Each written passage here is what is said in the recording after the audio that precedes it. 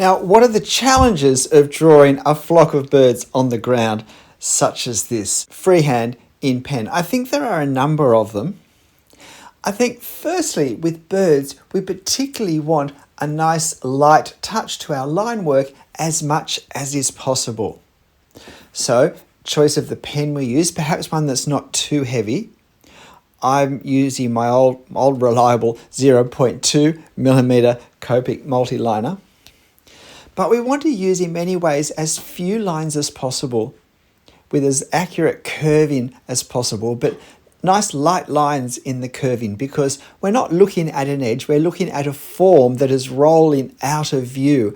So in a sense, the lightest line we can draw that's still easily visible is probably going to be the best one for at least some of the curves that we see, particularly curves that are in the light. Now, this flock of 4 birds are Sydney Ibises. They're also known as the Sydney bin chickens because they congregate in the city area, pulling rubbish out of bins and making an awful mess. They're rather unpopular for most people. But what I'm trying to do is capture the shape, the form, the movement, the way their legs are, the way their beaks stand, the way the claws on their feet hang as they lift their feet up.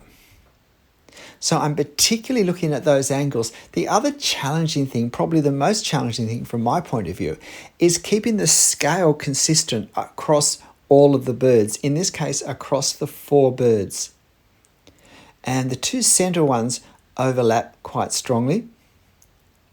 And then the one on the right just overlaps slightly at the beak. So this one on the left that I'm starting with is the only bird that is completely, if you like, freestanding visually from the others. So I start with that one because that's going to make it the most straightforward to draw. And then I'll try and use that as a reference for the other birds. Now you're watching me draw this in real time. This was just a 10-11 minute quick sketch, which I think is the best way to try and draw this sort of subject. So I was also trying to work out the hatching that I would use. I was wanting the hatching that I've done already on the side of the bird. My thought in my head was to do it with a rounded arc shape to it. And I thought I was, but it's not looking as rounded. It's looking a bit flat at this point.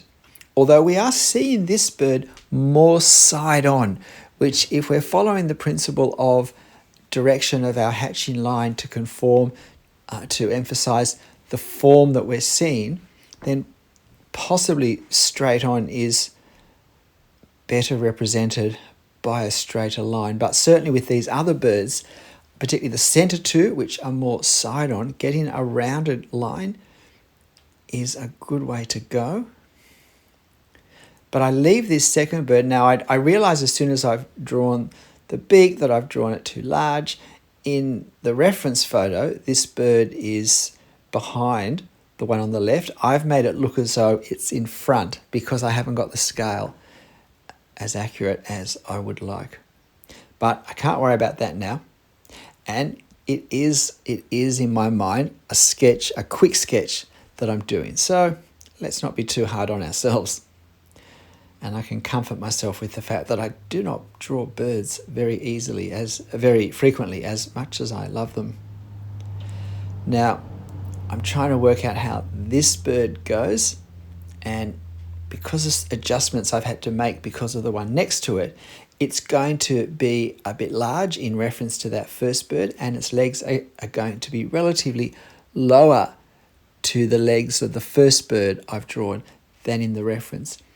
But again, this is where we need to break free of literalism with our reference. And in the end, we need to make our drawing work. And we need to see our reference as the springboard for what we do. And so sometimes inaccuracies end up not being inaccuracies within our drawing if we massage other parts of our drawing to make it look right. So this is the sort of mindset we have, and then we don't get so fixated on making mistakes, because mistakes are simply opportunities sometimes for variation. for perhaps a little more original creativity than we'd expected to have to use. So now I'm doing the hatching on the side of this bird, and it's a little more rounded. They're fairly solid birds. They have a turkey type feel or look to their body, and then they have this kind of fat bit on the back with lots of dark feathers on it. You'll notice for these dark feathers at the back, I haven't done just a lot of horizontal lines that reflect perhaps the direction of the feather. I've deliberately hatched in a more horizontal direction to create the value that we see there.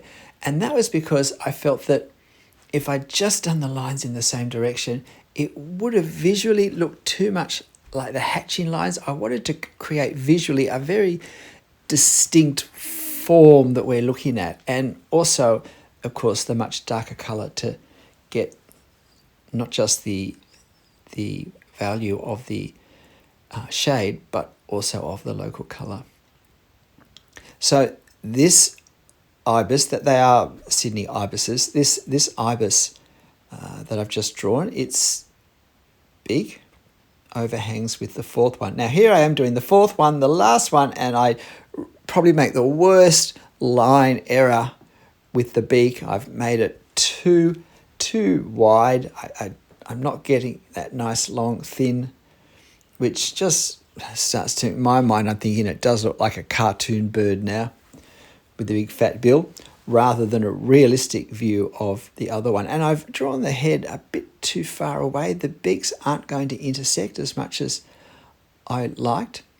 Now, this bird, though, is the closest one, and we do perceive more form on its body. We perceive more of the shoulders and of some of the ripples of the way the feathers are aligned in the wing. And so I'm just slowing down a little bit, though, reminder, you are seeing this in real time. This is the speed I'm drawing, but there's a little more form that's revealed within the shade that we're seeing. And so I want to capture that. When I do these legs, I'm really paying attention to the negative space. I'm looking at the gap, the shape that the legs form. I probably haven't made the shape large enough in this case, but at least it's the right angle, it's the right shape. But I find that the space between the legs was where we switch out of positive mode and spacing and flip into negative spacing and see the shape between objects as the better way to focus in order to draw. And then I finish the tail for this one, and I think I've decided by now that I'm not going to draw the stonework in front. I'm going to let these ibises just be on the ground. I've still got that final head to do. Now that I've finished the other bird with its abominable beak, I can work on this one. But at least this ibis on the fourth ibis along, at least, even though its beak is too wide, at least it's the closest beak, which does allow for the feel that it looks a bit larger and therefore looks a bit wider. And now I do a work on this other bird. I found it interesting how the shape of the head seemed to change, whether the head was being held slightly more upright or whether it was bent down. When it bent down, it almost seemed to disappear in between the neck and the beak, I thought. What do you think? But these can be very, very annoying birds when you're sitting in a public space or even in an outdoor restaurant area trying to eat, and there are 10, 15, 20 of them noisily around the place, coming quite close at you and just generally making a mess with the bins while you're trying to sit there and enjoy your lunch. But they are native animals and they are protected. We can't hurt them, so we may as well love them. And now just trying to get the sense of the shadows. Again, I'm trying to do the shadows with a light touch to create the effect of birds that could take off into the air anytime they wanted to. It does have the effect of grounding the scene. I've just got a few suggestions of grass. I really want to keep this with as few lines as possible. I decide not to do anything in the background, that the focus can be totally on these birds with the rather strong light suggestion created both by the shade and the shadows. I'm just trying to work out where their eyes would be, but I really can't see their eyes in the reference at all. But I will put this reference on my channel community page. So if you'd like to have a go at drawing a larger bird than the ones that I've put on my channel so far, then this is your chance. And also a group of birds, and just grapple with that whole idea of keeping the scale visually consistent. G'day, I'm Stephen Travers. Well, I hope you liked this drawing. I hope you like this subject. It's a little glimpse of life in Sydney. These birds are everywhere. So why not go to my channel community page, get the reference and have a go. But look, whatever you draw and however you draw it, make sure you have fun. I'll see you next time. Bye.